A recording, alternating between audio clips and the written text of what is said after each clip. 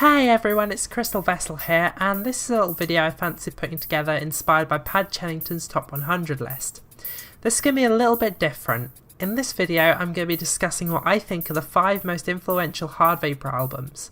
These are the albums that I think have had the biggest impact on the genre and the way it sounds and sort of the aesthetic of it today.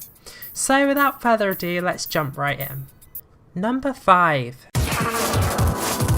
Problems by DJ Camgirl could be disputed as a Hardvapour album since it breaks a lot of the traditional rules of the genre. It features very light and upbeat synths with heavy breakbeats, giving it a classic acid feel more than Hardvapour. However, it has been tagged with Hardvapour on Bandcamp, so I'm going to include it. The album's aesthetic is very clear from the offset with the traditional vaporwave pinks and blues. Problems was released on the 21st of July 2016 on Plus 100 Records. There was a cassette copy which was sold out. I found myself rather annoyed I didn't manage to get a copy, but here's hoping that it'll get issued on vinyl. Number 4. So these are technically 7 albums, but for the purposes of this list they'll all be included in one entry. The Sequence 777 albums from HKE were a collection of 7 7-track albums to be released within the space of a year between 2017 and 2018. They all have their own theme, but at the same time drawing inspiration from each of the other releases.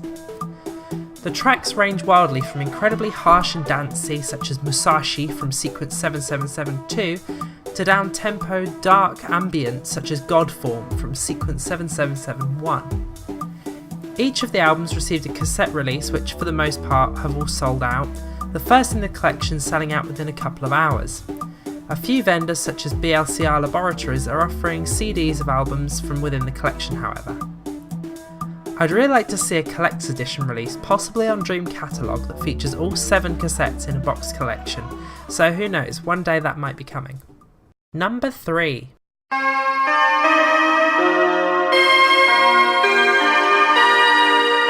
Maniacs is another classic from the early days of Hardvapour. It has the classic deep driving bass lines and heavy drums, but also incorporates nice synth melodies, making it of a unique style. DJ Alina, now known as Alina Vovk, has a very distinct style of mixing and very catchy synth sounds that, mixed with hard beats, create very dancey tracks and nice atmospheres. The tracks have a very rough and ready aesthetic at their core, but not failing to incorporate very fine, intricate details that make it sound very unique.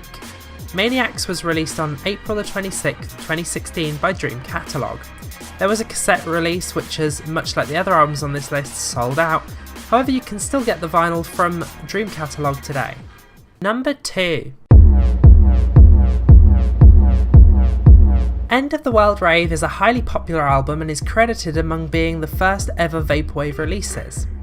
Wozx's mix of deep heavy bass lines and floaty, almost ambient sounding synths with breakbeat drums gives an excellent listening experience. The album follows a really dark and mysterious storylines with the titles of each track including a reference to a drug. For example, 5, amphetamine, or 3, cocaine. The album art itself showing a dark rave scene, adding to the mystery behind the album. End of the World Rave was released on the 29th of November 2015 on Dream Catalogue. There was a cassette release which has sold out and a vinyl release which at the time of recording is still active. Number 1.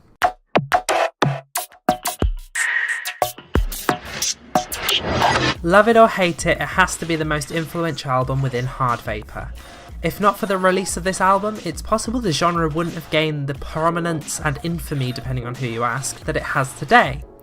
With an eclectic mix of chopped and screwed samples and heavy drums, it's definitely clear to see why it's got such a level of notoriety. The tracks share a very similar anti-vaporwave theme as a way of introducing Hardvapour to the vaporwave community. The aim worked well because within hours of release everybody knew what Hardvapour was and what to expect from it in the future. Vaporwave is Dead was released on the 9th of December 2015 on Dream Catalogue, and there was a cassette release to accompany the album also. So there we have it, those are what I would class as the 5 most influential Hardvapour albums to date. Are there any on this list you don't agree with? Anything you think should have been on the list that wasn't? Leave a comment below letting me know. Remember to like, subscribe and ring the bell. Bye!